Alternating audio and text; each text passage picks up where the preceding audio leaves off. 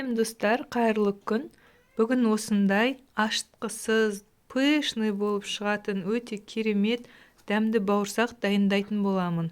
Міндетті түрде видеоны соңына дейін көріп, каналға тіркелуді ұмытпаңыздар.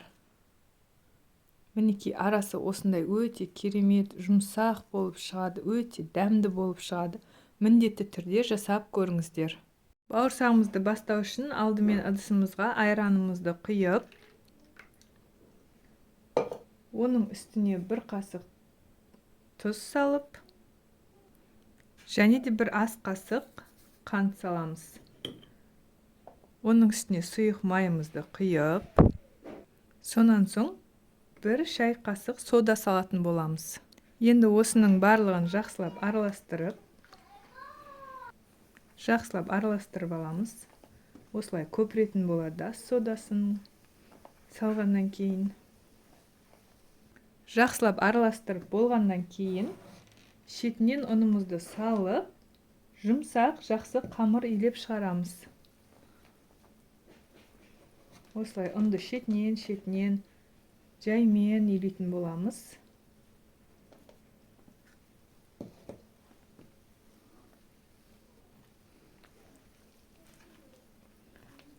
Жұмсақ етіп илейтін боламыз қамырды. Жаймен, қатты емес етіп илейміз. Жұмсақ қылып илейтін болсақ, бауырсақтарымыз жұмсақ, әдемі көтеріліп пісетін болады.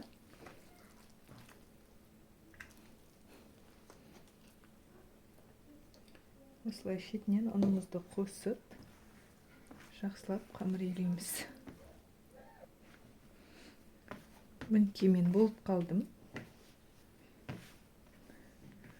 Қамырды илеуге шамамен 5-6 минут уақыт кетеді.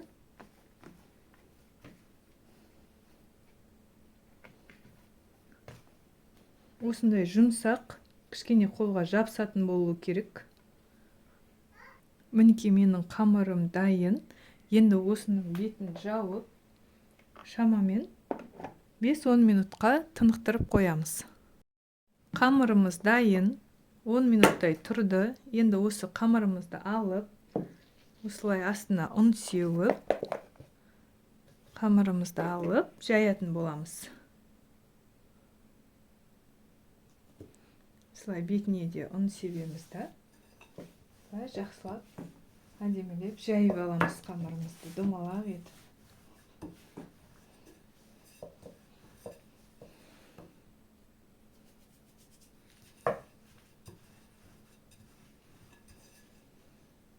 Мінекей мен жайып болдым. Қалыңдығы шамамен 7-8 мм болады. Енді осыны осындай пышақпенен, осындай ирелек жағымен жақсылап кесіп шығамын. Әртүрлі қылып кессеңіздер де болады. Біреулер домалақ қылып кеседі, біреулер төрт бұрышты етіп кеседі. Сопақ етіп те кессеңіздер болады. Өздеріңіздің қалауларыңыз. Мен осылай кесіп шығатын боламын барлығын. Мінекей формасын осылай кесіп шығамын. Осылай кесіп шығамын. Орташа етіп. Бұл бауырсақты әсіресе қонақ келетін кезде, аяқ асты біреуді күту керек кезде, или болмаса бір шайға бауырсақ жегіңіз келіп қалған кезде тез пісіруге өте ыңғайлы, ашытқысыз дайындалатын болғандықтан көп уақытты талап етпейді.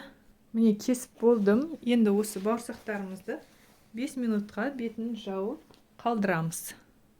Енді тапамызды жақсылап қыздырып, құрғақ тапамызға осылай әжептәуір көп мөлшерде май құятын боламыз.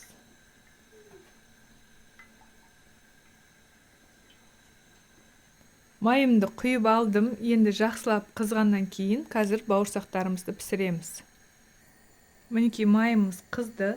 Шамамен бір 10 минуттай тұрды. Енді жаңағы кескен бауырсақтарымызды салып, астын орташа отқа қойып пісіріп аламыз.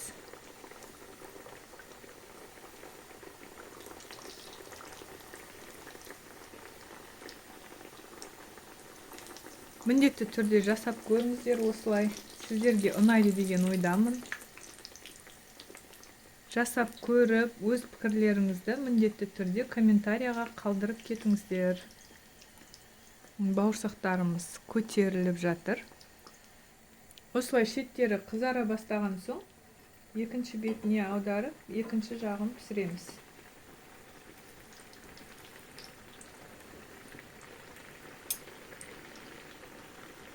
Мінекей бауырсақтарымыз пісіп дайын болды. Осыларды осылай сүзгішпен сүзіп, осылай майын қағып, ыдысқа салып алатын боламыз. Жақсылап осылай қақсаңыздар, бауырсағымыз майсыз болып шығады.